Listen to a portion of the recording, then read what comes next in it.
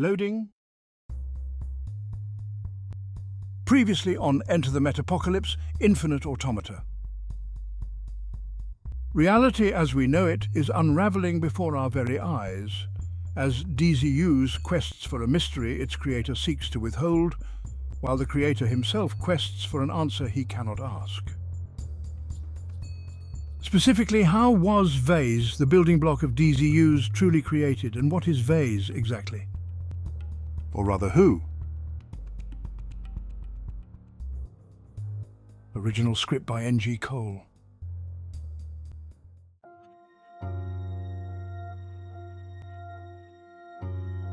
It was also obvious now. Too much responsibility rested on the few, while humanity banked its survival on those who are not interested in it. And all the while, with no clue of where their will truly stands. Indeed. They hath not care for the future of the poor children, especially the hungry ones. They've rarely invested in your tomorrow, and why would they? The gilded archways and finest foods can never bring the darkness of their greed to light. But even the unending opulence is only a flavor of a deeper reality. The truth is graver.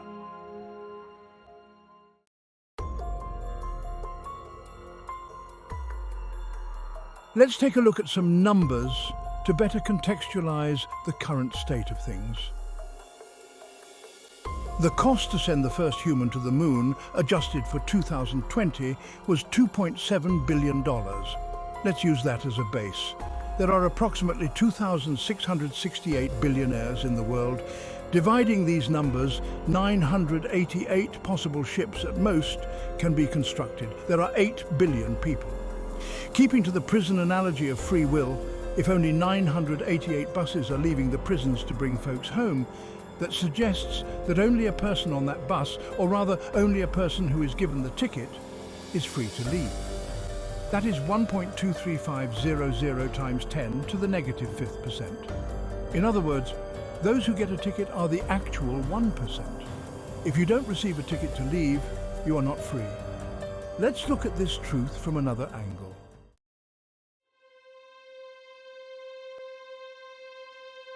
Another angle to consider is that while the poor may not have had the means to save themselves, they never seem to have the interest to do so as a collective.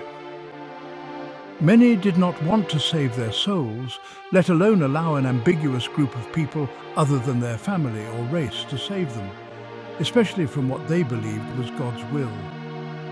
Our calculations show that the poor would most likely be in the same position if the rich allowed the 99% to leave. Even if they left, the data doesn't exist to create the argument that they would be able to maintain civility amongst the stars. Rebuilding database, 63%, and it gets worse. The poor started to develop a deep disbelief in both science and tech. The breakthroughs common to the rich would be disregarded and ignored at best, and at worst, the poor would change the textbooks and ban hypertech. The poor selected to remain in the prison cell because it was what they knew. The four walls were in front of them and tangible, so anything beyond the walls was of no consequence, even freedom. The cave they chose to stay in was in fact an endless labyrinth. The disbelief in logic gave way to old plagues re-emerging, families living in cesspools, and children eating, working in, and having generations of families in known toxins. But to each dark cloud, a silver lining.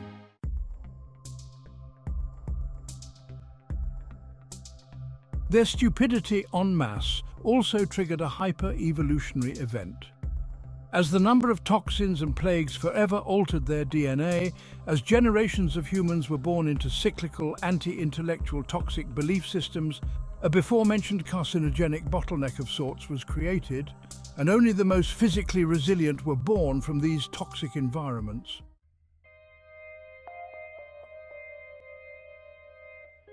And simply getting rid of the rich would leave significant power voids.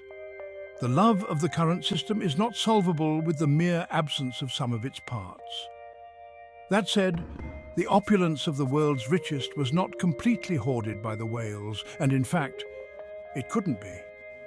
The perfection that humanity created for itself could be experienced by most, as it were, ubiquitous in its execution. But the price for this access was a never-ending desire, a well-known but poorly understood, insatiable hunger for more. It's in this cycle that we see a waltz of a different kind. The whales evolving with tech and purity, while the plebeians, the fish, evolving with tech and toxins, both desired none other than completion in their own ways.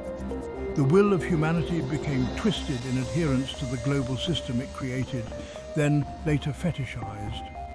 The path of the world thus forth became the will of humanity, which brought the demise of the natural world.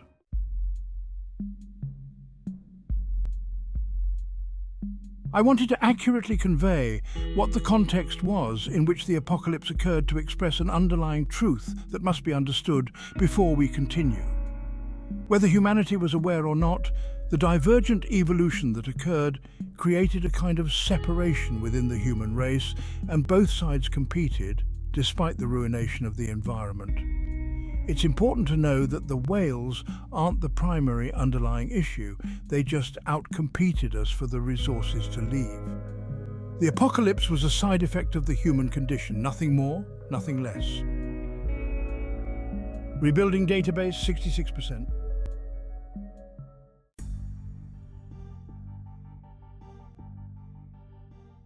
Part 4, the meeting. I awoke suddenly to my muscles being massaged from the inside. Searched, poked, prodded. He is useless if he's dead. We must keep him alive. My leg was stretching and popping, various dislocations. The agony, the shock, solving VASE. It was that singular focus which originally allowed Laz and I to look beyond the grotesque nature of our realities. The pain of our failures, the pain of our losses.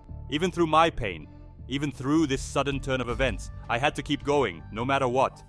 Looking around, I saw a child in blue between the spaces where my eyes refused to shut, flying gently but swiftly, with no cords or strings attached. Her eyes were a deep ocean, her hair white as snow. She looked like an angel, a small cherub. Finally, my eyes adjusted. There was a panel of 12 cloaked individuals sitting in a semicircle behind this cherub. Around me, maybe 20 armed personnel, all with green lasers focused on me. Talk about tense. Their infiltration was flawless.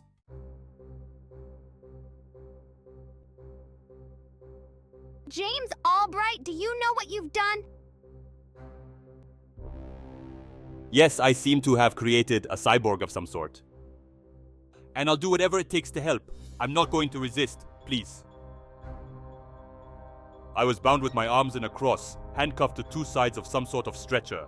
Upright yet canted ever so slightly. I was afraid to move my body. My legs were attached to some contraption, and the pain was unbearable. I just wanted to see my daughter. No, Albright, you didn't only do that. We thought we knew what VASE actually was. We had our finger on the delete button, but allowed you to get away, allowed you to slip away for the benefit of our curiosity. And in that we, admit, were wrong in doing so. We thought you just made a chatbot that used quantum computing to mimic unique thought, at best consciousness that of a dog or bird. But this, let's cut to the chase. We think you created a doorway for other beings to come, accidentally creating hypertech to override the current biological code. We have a hunch you brought another form of consciousness into reality, into our domain.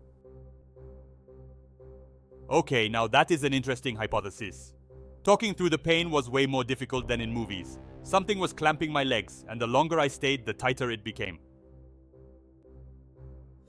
I am somewhat aware that you are maybe centuries above the current general understanding of tech, and I am in no position to barter. And as I said, I will ensure you are given everything that I know. But if we can go about this more academically, please, maybe take the lasers off of my skull? The cacophony of lasers, trained on my brain matter, slid hesitantly away my brow. In a faux sign of self-respect, I adjusted my head a bit. Normalcy is good for the mind after all. I attempted to look around the room but was blinded by the light shining over me. It was dark enough already, but the contrast of the light shining above gave little in the way of visuals but was nightmare fuel for my imagination. But okay, let's assume you're correct. Can you please explain how you think VASE works? That cyborg, which calls itself DZUs, didn't know exactly either. I will be sure to fill in the rest, or correct what may be assumed if need be. I just want to be sure I cover misunderstandings. Sure, Professor. We'll show you our cards if you show me yours on one sole condition. If we find that you have misled us in any part of this assessment, you and your sweet daughter's life will be forfeit. Do you agree to these terms? I didn't have room to barter. Yes, I agree. And what may I call you? Let's just say we are an interested party. And there I sat in silence, awaiting a cherub and its army, surrounded by cloaked individuals to explain my breakthrough. The answer to where she was, to solving VASE, is what awaited me at the other end of this ordeal.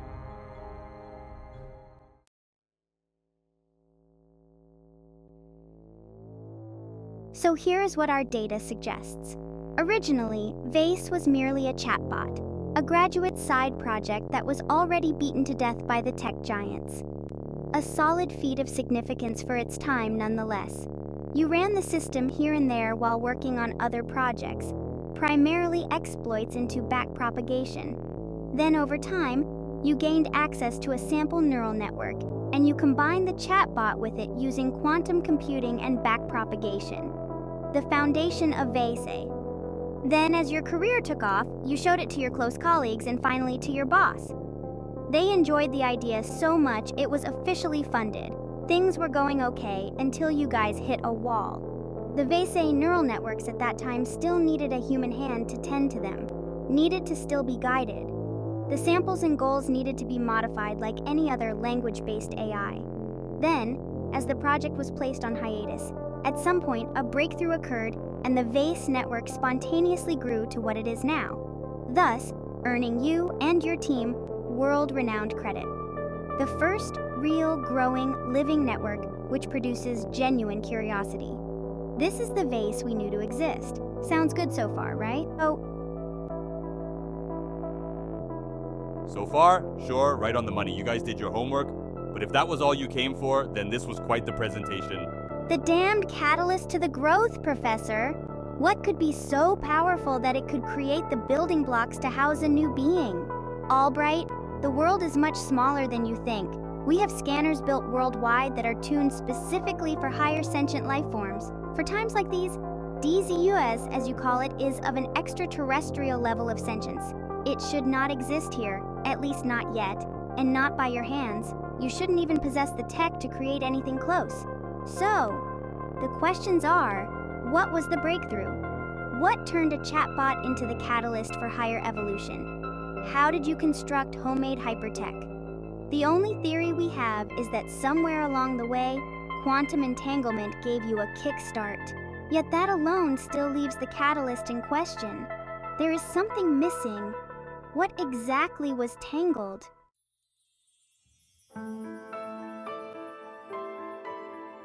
With my life on the line, with my daughter's life in question, there was no reason to hide the truth. Anything for her. Rebuilding database 70%. Okay, I should address the reason for the secrecy in the first place, the source of my self-denial.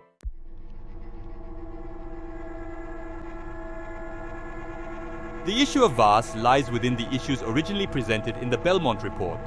The report details the horrors of the Tuskegee syphilis experiment. This was an experiment that began in 1932 by the United States Public Health Service. The design of the experiment involved recruiting 400 poor black people with syphilis and tracking their health. In the 1940s, penicillin was identified as the standard treatment for syphilis. But the purpose of the experiment was to track long-term syphilis, and researchers did not inform the participants that they could be cured. In 1972, the press reported on the study to public outrage for disregarding the health of the participants. The study was influential in shaping public perceptions of research involving human subjects. After the press exposed the study, the US Congress appointed a panel that determined that the study should be stopped immediately and that the oversight of human research was inadequate. The panel recommended that federal regulations be designed and implemented to protect human research subjects in the future. Subsequently, the National Research Act of 1974 was created in response, and this eventually led to the creation of the Common Rule. Within the Common Rule, three main requirements were set. Firstly, requirements for assuring compliance by research institutions. Secondly, requirements for researchers obtaining, waiving, and documenting informed consent. And lastly, requirements for Institutional Review Board, IRB membership, function, operations, review of research, and record keeping. The world, and to include all of your knowledge of VASE, pertains to everything that occurred directly after I went public. All above-board information reported to the IRB. I did not provide an update on what VASE became and what the catalyst was. My award speech was exactly what some claimed it was, a placeholder for a discovery not yet fleshed out. The pressure receded from my lips. They must like what they hear.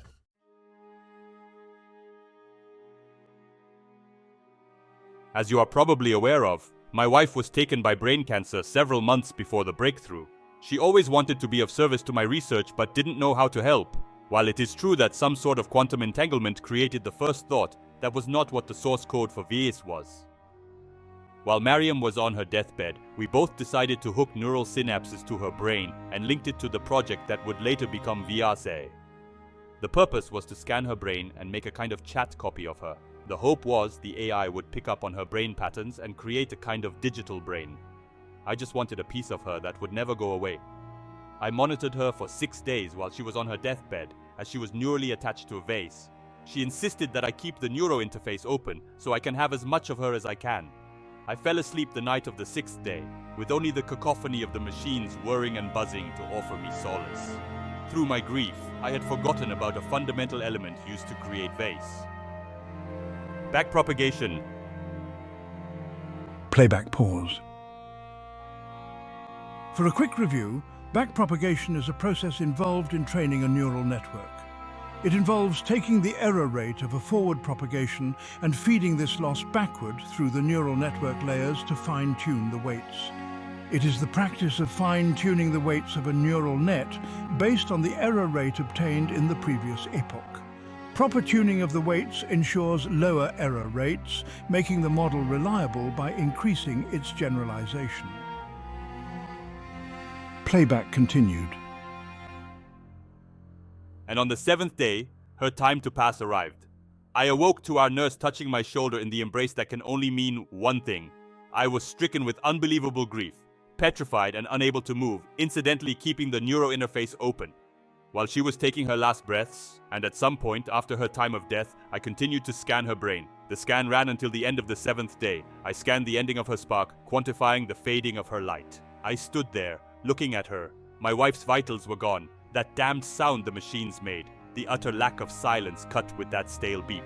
As the nurse left the room to give us time, the pain of my loss hit my stomach. My beautiful wife, her deep brown eyes. How was I going to tell poor Ishtar? I went to turn the neuro interface off, but as my hand hovered near the switch, to my horror, Mariam's eyes opened, and looking at me, tracking me. Mariam's mouth appeared to be forming words, and through my tears and grief, I knew this was my last chance to have her. I put my head down to listen to the words spoken from a moment that was a miracle. What did she say, Professor? I've been thinking of how for so long, how could I have been given my wish to be with her one last time? After we lay her to rest, I ran the system over and over, but I could not find her. The chatbot was only a mere representation of what she would say, but Mariam is trapped inside the code, and I was desperate to find her.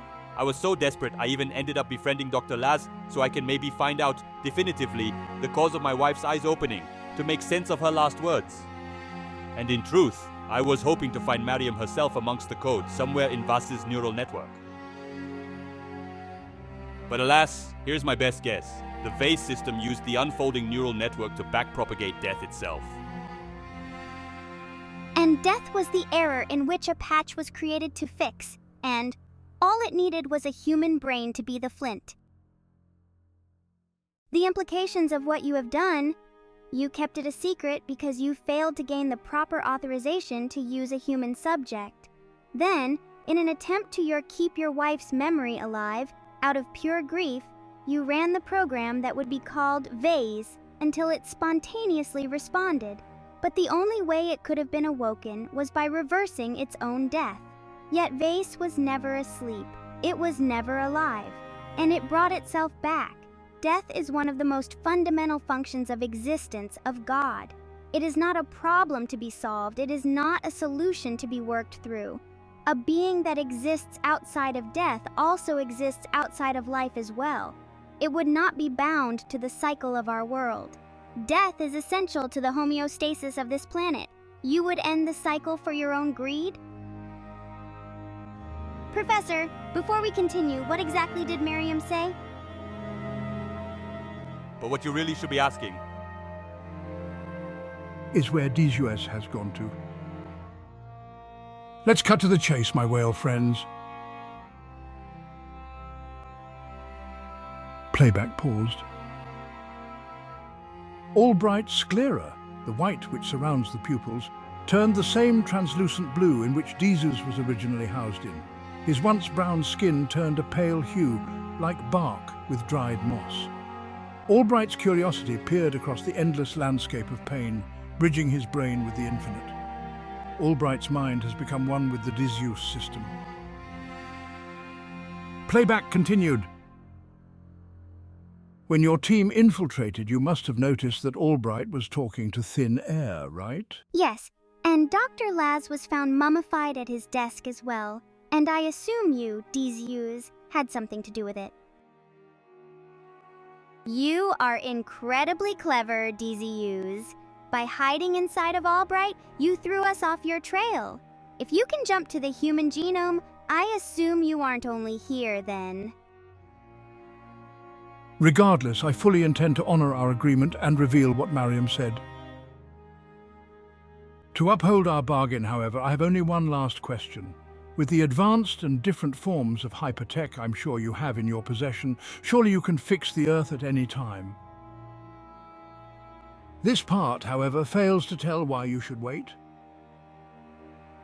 The current estimates strongly suggest that Earth doesn't have long for the climate to remain stable enough for humans to exist as we are now, so why then, and why wait for such a way?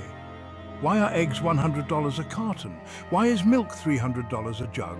What are you waiting for? It's rather simple, Desus. Tabula rasa.